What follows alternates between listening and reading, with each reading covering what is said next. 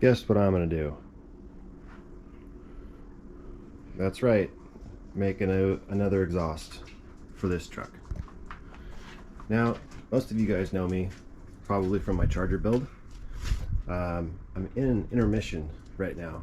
It's being painted by my good buddy Rod out in Arizona at his house or in his shop, and yeah, so I'm trying to find stuff to do. When you've made a commitment to a project, it consumes your every minute, mentally or physically, either one. For me anyway, I'm speaking for myself. But in order to succeed in building a car from start to finish, or somewhere near finished, because I mean, let's face it, are they ever really finished? You have to make it your life. And I built this truck. For those of you who've not seen it before, I built this truck in a year and a half's worth of Saturdays and Sundays. Full-time job during this period, and basically I scraped together all the money for the big ticket items like the engine, transmission, purchased the truck. The truck was $3,000 but and then the rear end, of course, that was a lot of money. The front suspension system, ton of money also. Nothing is really cheap on this truck. Unfortunately, that's just who I am. I just have a way of just going overboard, and I guess part of it's from me being around the off-road industry for the better part of my life. I've worked with some really talented guys and for some really talented guys, and I've just learned over the years that, you know, what's right and wrong, and, you know, the difference between a lift kit and a suspension system. There is a huge difference, let me tell you. But this truck was always a passion or a dream of mine to build, basically since I was, well, I guess the first time I ever saw a Class 8 truck, I was in love with it. So, but we didn't have much to look at. We had Dusty Times magazine, we had four-wheeler and off-road, off-road mag.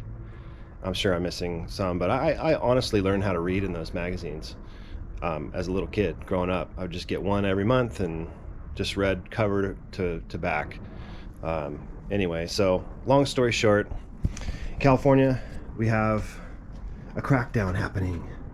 All the cops are real hot and heavy on noise, and especially like on the waterfront cities down here in California and south of LA.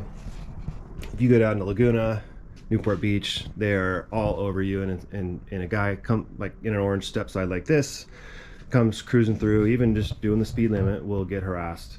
So what I chose to do is I've experimented with, this is the third set of mufflers I put on this truck, and the first set was my hero set. I was like, man, I don't care how loud it is, I want what I want. And so I bought 2-chamber Flowmasters, 3.5 inch in, 3.5 inch out, due to the horsepower level.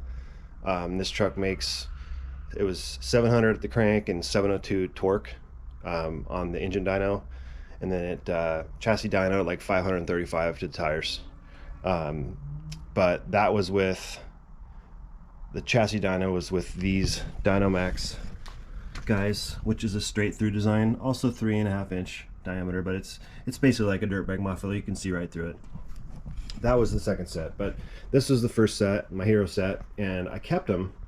And because it's easy to just, because I have fender well headers, so I designed it like that, for the look, but most importantly the function of it, because I can pull a transmission without having to take the exhaust apart and all that. It's literally 2 AN fittings and a trans mount, so it's really quick and easy to pull a trans, and that's why I designed it like that. But how do you not like fender well headers? I mean, that's super cool. So in my opinion, I'm sure everyone's vary, but so I put these guys on, and it was of course super loud and super rowdy, and I could hardly have a conversation in the truck. And I like to drive this truck a lot, as much as every chance I get. So so I opted for, so I went to chassis dyno with these. My chassis dyno guy laughed at me and says, "You're an idiot, go put some better mufflers on it." So I did. So I went, he's like, "You got to get the straight through design." I'm like, all right, you're smarter than me. I did what he said. So I went and got the Dynomax ones. It's actually the first set of Dynamax header or mufflers I've ever purchased. I've always been a Flowmaster guy. I don't care if they don't make as much power. I just like the sound. And to me, there's nothing better than the sound of headers and Flowmasters. That's just the sound I've always loved, and it sticks with you. And when it comes down to 20 horsepower, it's like, who cares? Do what you want. It's your truck, right? So back to the noise thing. I can't drive around and expect to not to get hassled. So I went on a path looking for a really good solution. I actually bought a truck from a guy, and I'm going to go off on a tangent, but I have a blue truck. It was a 75 F100 4-wheel drive. It's actually on my Instagram page, McDaniel Motorsports. I did a few different videos for it, mostly pictures though. But he had 2 sets of mufflers on it, which I thought was dumb, and he said it didn't sound very good. So I cut him off. So I found these Flowmaster big block headers. These things are monsters. They're 3.5 in and out. They're offset, as you can see. But here's a 2-chamber on top of, I believe, a 4-chamber. So I have obviously one on each side, and the truck's still gnarly. So it goes back to the old adage, there's no such thing as quiet horsepower. So but these work. They work fine, and I screwed up when I put them on. I should have actually taken this length out and practically put that flange right at the end of the inlet of the muffler, so I can take this 8 inches and run it out the back.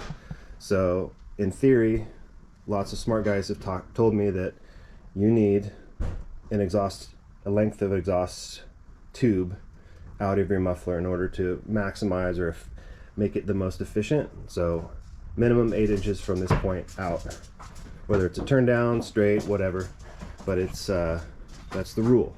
So basically, again, I screwed up, and that's fine. It's part of hot rodding. You just try things, and if they don't work, you change them. And I've come to realize, you know, nothing's final, nothing's permanent, even paint. In fact, I found a little rust bubble down there, and I'm okay with it. I'm fine with it, even though I scuffed and stripped this entire truck to its bare metal and primed it, and yeah, the whole truck stripped down to bare metal. But rust comes back. It just does, especially on Chargers and Chrysler products. In fact, any product out there that's been subject to rain, driving, and just regular daily use, just the way it is. So anyway, I want to show you guys what I'm gonna do. So again, I'm making an off-road set. So I'm keeping the on-road stuff around town. Maybe we'll call it summer mufflers here in California. You know, it's too hot to go to the desert. We stick around town, maybe go up the mountains, but this will be nice and quiet-ish for around here. These 2 chambers will go on when it's time to go to the dirt. And it's really not bad. I mean, it's just one V-bank lamp and one hanger, really. You can kind of see I have adopted a bit of a style just with the one rubber hanger there. Don't mind those welds. But it works for me. It's super sturdy, and that obviously this muffler is way heavier, but it was just fine. I've romped it pretty darn good, so didn't fall off yet. So, but I want to show you guys what I'm gonna do.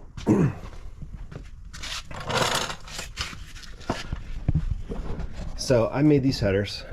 Don't laugh. They're not perfect, but I'm happy to say that I made them, and I'm proud of them because they're mild steel. They've taken a beating, been through numerous heat cycles, and have not fallen off the truck yet. So, and no evidence of exhaust leaks either, which I'm proud of as well. But you can see where I've done some rust repairs. When I first got the truck, I left this strip of OEM in here just because I'm one of those sentimental guys, but replaced this pan and this outer pan right here. But I want to clean this up and smooth it out. It actually looks worse in here too. But you can see, I don't want to get off on another tangent, but yeah, you can see the desire to make things a little better. But yeah, I was trying to get this truck on the road when I built it. So not saying corners were cut, but things were hurried. Choiceful things. So stuff you hate doing, overhead, grinding, that kind of stuff, I skipped. But anyway, back to it. So I have all this room to work with, and you can see we actually we took a section out of these. If you're familiar with these slick side trucks, they have a pretty healthy rear cab mount cross member, I guess you could call it. And so we actually sectioned it and basically made it thinner to make those big block Flowmasters work and without rubbing or bumping or tinging or rattling or whatever. So I can't do rattles. Hind joints are almost too much for me anyway. So so yeah, I've got plenty of room to work with. I want to run that at least an 8-inch tip, obviously, for obvious reasons. But yeah, this is what I'm gonna do. I'm just gonna basically fasten it right here in one of these holes, pre-existing holes, because I, again, don't like drilling holes and stuff unless I have to. But that muffler will be a whole lot easier to package in here. In fact, it'll probably cover up all this stuff, but I gotta fix it. So, gonna get started. Here we go. All right. So, my first step to building an exhaust in this vehicle is to mock up where the muffler's ready to go. And the best way I believe to do that is with a couple of blocks and a jack stand for each end. So make sure your muffler is pointing the right way. And after these Flowmasters have been used, the sticker burns off on the inlet. So the way you can tell is you can see if I can have a light shine in there. But you can kind of see there's a triangle shape in there that basically disperses the exhaust gases into the chamber. So that's your inlet. So that's important to know before you start mocking this up. So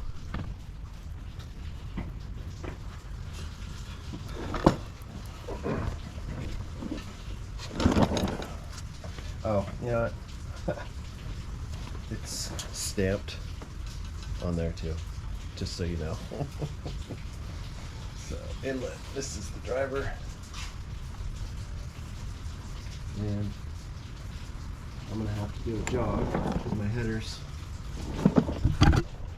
come out on kind of the left side there. So I'm not gonna worry about that too much because I have a couple of big U-bends. But let's see if I can. And I left the hanger on this muffler just because it's been here before, and I could probably match it up to the same hole it was on before. If I don't like it, I can always change it, but I think that's gonna get me what I need there. But I can do that. Nah. Yeah, I wanna tuck it up. I wanna keep it at the same plane as the header collector and keep it up and out of harm's way as much as possible, but there's no point in going higher than the collector of the header because it's still above the frame, or the plane of the frame rather. So I think I'm gonna do that. All right there. So grab some blocks here. And I'm using my UTV jack stands for this because there's really no need to have a big giant head.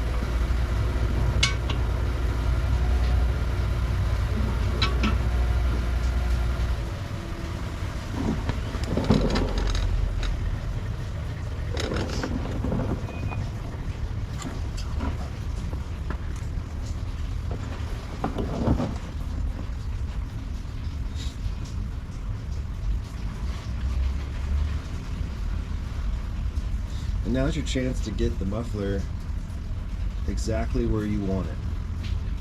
So, not rubbing it against the frame. And you see how my bracket is flat. I mean, it's just way premature, but that's kind of what I'm going for right there, because this will be the rear, making the rear of the muffler secure.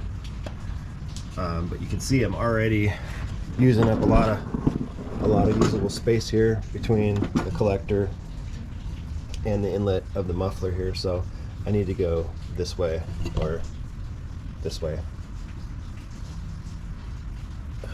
in order to achieve that minimum of 8 inches of the tailpipe. So let me, you guys can see that. I may have to drill a hole, and that's okay. I just hate doing it for obvious reasons.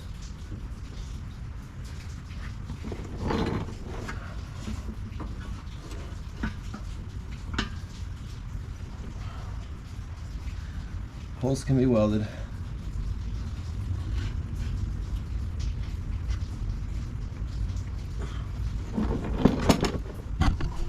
Gotta see the plane of it there. It's kind of hard to tell. It's pretty dark. But yeah, there's gonna have to be a jog. There was before, but you can see how the collector comes out, and there's the, I guess, inlet right there. So there will be a jog, and that's okay. A 3.5 inch pipe is very large, so it'll be just fine. But oh wow, check that out. Right on that hole. I was not even trying to do that. I wonder, because I have evidence of using this hole, but that might be from my big block mufflers, those gigantic ones for the street. So that's all right. But anyway, the whole point of doing this is to achieve that minimum of 8 inches of tailpipe here. And I have a thing about exhaust tips. I don't like to see them, so I may actually go, if I have enough room, go up and then down, and then have just the bottom of the, the bottom of the tip just hidden just above this panel here. But it really just boils down to packaging and the move, I guess what's the word I'm looking for, the area I have to work with. So I think I'm going to go a little bit more forward.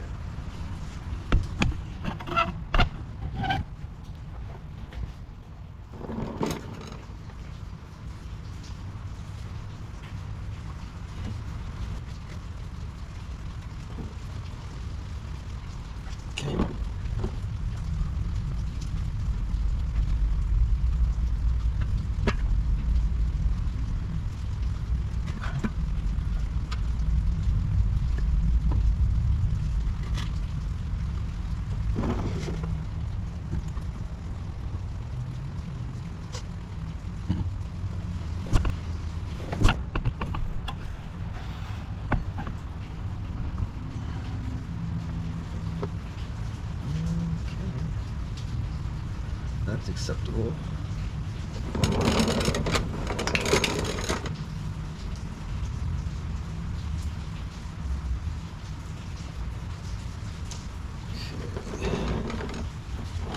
Grab my tape measure.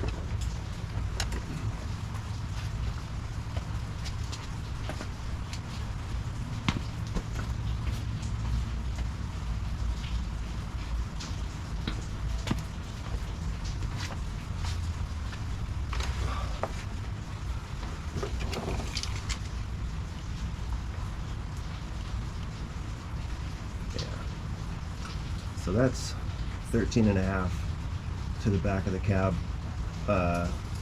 pinch weld flange. Well, 13 5/8 for splitting hairs. That should be plenty. But like I was saying, I believe these transitions, unless you get into doing the slice and cut these transitions take a little bit of real estate to do, especially with 3.5 inch. And again, I have to do a jog that goes that way and then into that. So that's the challenge at this point. But let me grab some tube and mock up the tailpipe first, and then we'll have some ability to slide in and out of this guy, which I love. When I'm putting these guys together, I always try not to butt weld them, because obviously because of strength. If you have a tube basically going inside of another tube, it's obviously stronger than just butt welding, and especially when these parts are hot, they can bend. It's unlikely. If they bend, there's something else really wrong. So, and while I'm under here, I also, from my first set of fender well headers, I trimmed this body mount here to make it fit, and ended up interfering with the radius arm here. So Mad Dog headers, they make a great set of headers for the F100s and F250s, but they don't make them for two-wheel drive trucks. I take that back. They do make them for two-wheel drive trucks, but they don't accommodate for longer radius arms and longer travel. So it was a nice shot. They make a great product, but it just didn't work for my particular truck. But great folks. If you have an F100 stock, four-wheel drive, two-wheel drive, they make a great set of headers, and it's a local business. Really nice folks. So, but let me grab some tube here and get this thing mocked up. So this is the key right here to doing somewhat complicated exhaust bends. This is a mandrel bent 180 that I got from Summit, not for free, paid full price. I'm not sponsored, of course. However, these are super handy to have. Obviously, you can picture how many ways you can actually cut it, and then use the length, of course. So I keep most of my stuff, most of my scrap, which is that little pile right there. Basically what I have left of 3.5, and that's about all I have for straight, unfortunately. But I think I can make this work and get both sides done with this. But I believe the driver's side is the most complicated jog, you know, to the muffler. So I'm just gonna mark it up, and we're gonna get to cutting.